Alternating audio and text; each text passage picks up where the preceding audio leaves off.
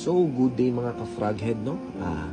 Nandito tayo ngayon para mag-review ng JPG Limal Elixir na mga take.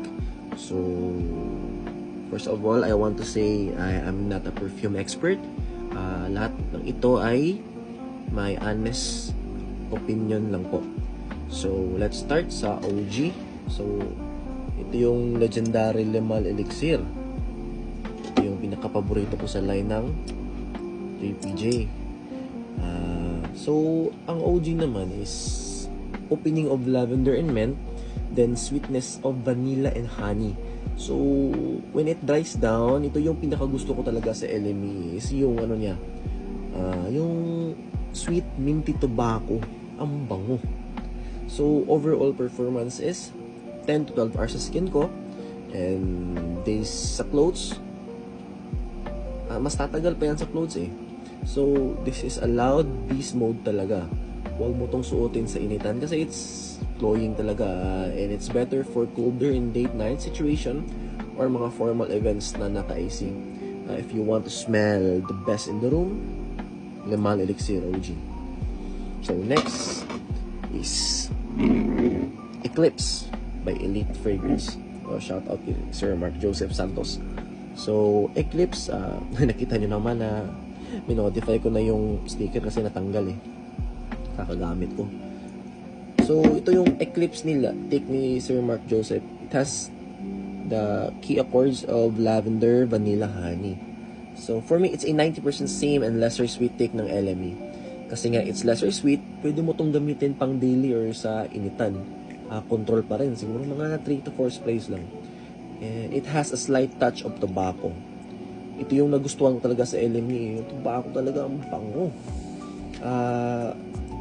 It's a 90% talaga. 90% take ng OG. Ganda ng take nila Sir Mark Joseph talaga. Elite Fragrance. So, next is yung Rayhan. Ito yung pinaka-hype ngayon. Rayhan Elixir. So, Rayhan Elixir. Ang masasabi ko lang dito is, ito yung Middle Eastern take ng LME talaga. Top notes niya, nabasa ko sa Fragrantica. May mint and bergamot. Bergamot which is wala naman talaga sa OG. At wala din itong honey and tobacco. Negative talaga ito. So, sa middle notes and base notes niya, yun talaga, wala yung dalawa. Honey and tobacco, which is nakulangan talaga ako kasi para sa akin, itong honey and tobacco is parang pinaka-foundation ng LME. For me lang for me.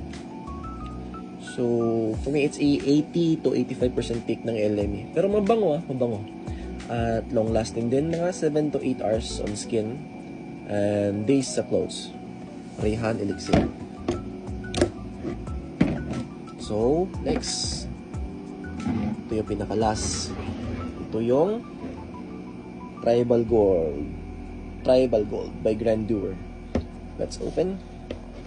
Op. Dahan-dahan. Yun. So, Tribal Gold. So, opening. Check yung spray. Uy, pressurize.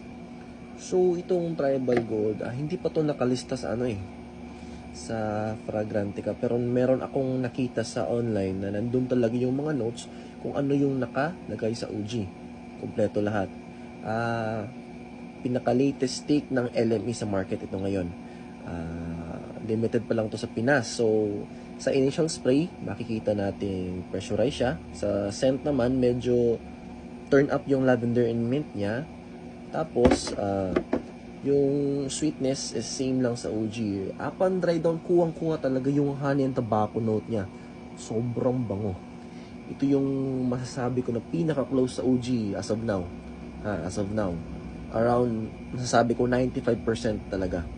At performance is around 9 to 10 hours and days sa clothes. So, yun lang po lahat. Salamat sa pagtangkilik. Peace.